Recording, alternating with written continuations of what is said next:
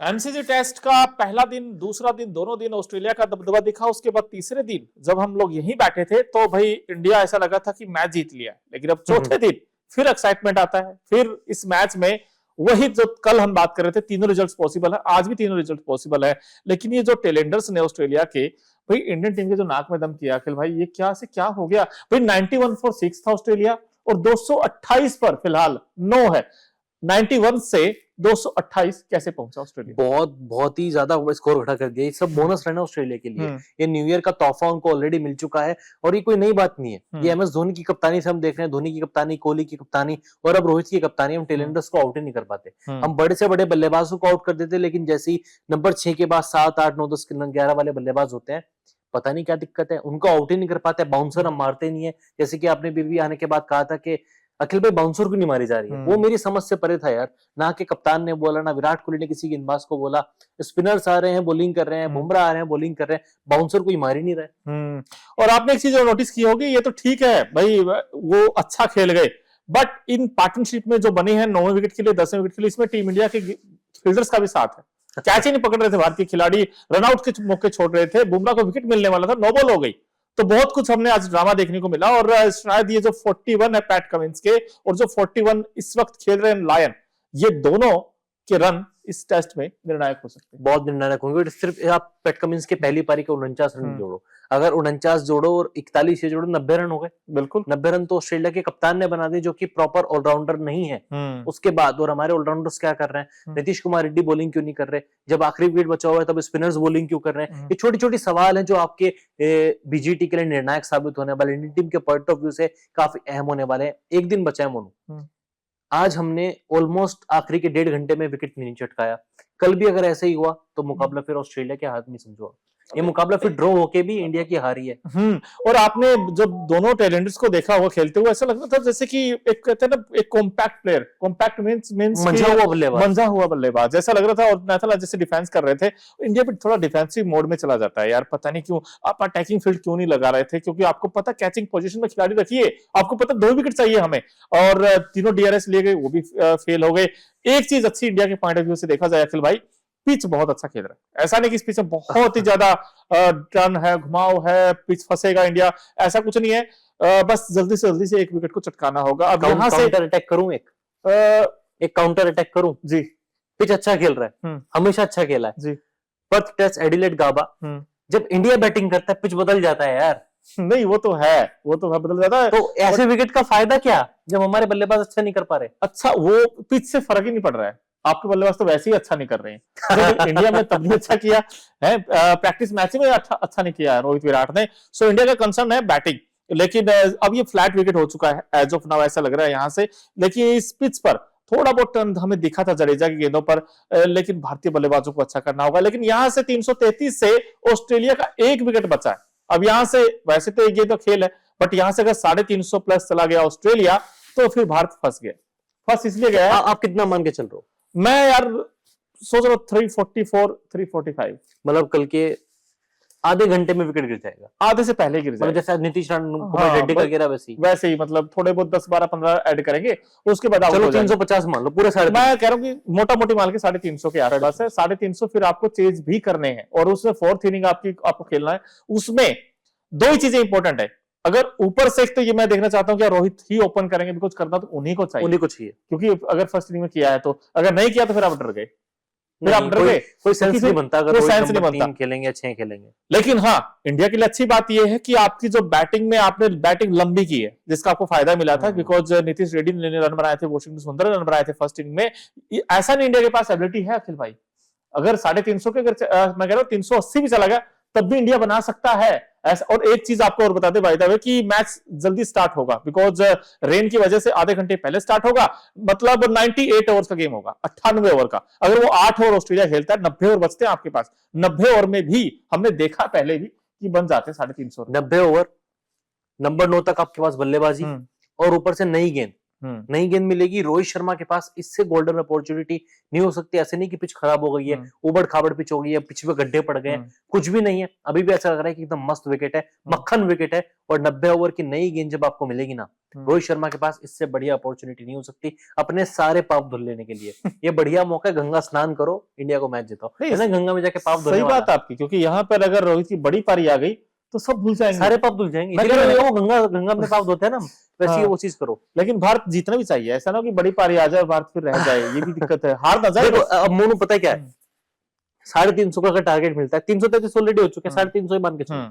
India को 90 over batting करनी है, इंडिया जाके अटैक करेगा, रोहित शर्मा अटैक ही करेंगे। वो डिफेंसिव जिस तरह की उनकी फॉर्म है ना, वो डिफेंसिव खेलना भी नहीं चाहिए, उनको अटैक ही करना चाहिए, तभी जाके उनके अंदर वो कॉन्फिडेंस वापस बिल्डअप होगा। अटैक करने के चक्कर में उनका विकेट भी गिरेगा। अब इंडिया ये चाहेगा कि 3-4 विकेट अगर गिरते हैं तो ठीक है, उसके बाद फिर ड्रॉ कराने के लिए जाए। लेकिन अगर आप पहले ही उस माइंडसेट से जाओगे ना कि चलो अब तो आखिरी दिन बचा हुआ है, 90 ओवर है, ड्रॉ कराते हैं, वो बेवकूफी होगी। आपको स्टार्टिंग में मैच विनिंग के हिसाब से जाना पड़ेगा।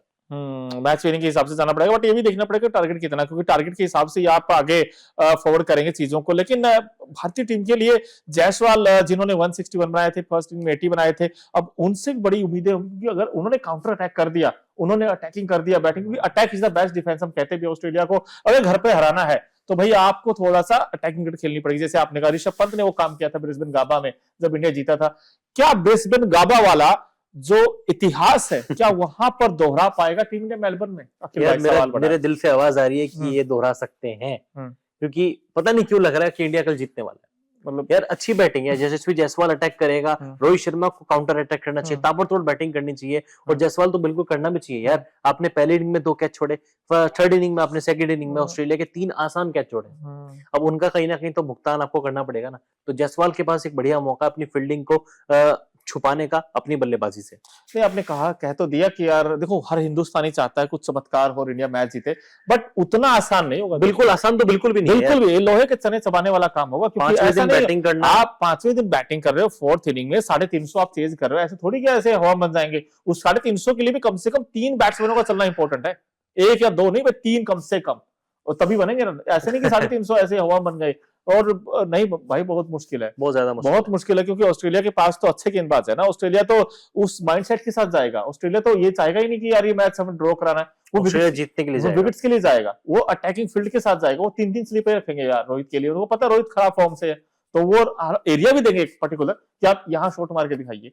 सो देखते हैं भाई क्या रहेगा। लेकिन बस 2-3 चीजें हैं जो आज 4th डे हमें दिखी। एक तो ये था कि भाई ऑस्ट्रेलिया का जो कोलैप्स हुआ, इंडिया को बड़ा बेनिफिट हुआ, क्योंकि अगले टेस्ट मैच जो 5वां टेस्ट सिडनी में, इंडिया के जो गेंदबाज हैं कॉन्फिडेंस लेके जाएंगे कि हमने कोलैप्स किया, क्योंकि वहां पर भी हमने गाबा में भी कोलैप्स किया था, 7 विकेट चटकाए थे, यहाँ पर भी जैसे विकेट चटकाए थे। बुमराह की एक बार फिर से अखिल भाई कुछ प्रकाश डालिए, क्योंकि 200 विकेट लेना आपने आप में कमेंडेबल अचीवमेंट है सिर्फ 44 मैचेस में। 2018 में डेब्यू हुआ था साउथ अफ्रीका दौरे पर, 44 मैच में इंडिया के फास्टेस्ट तेज गेंदबाज बने, जिन्होंने सबसे कम मैचेस में 200 विकेट लेने का कारनामा किया, वो भी 20 से कम की औसत के साथ।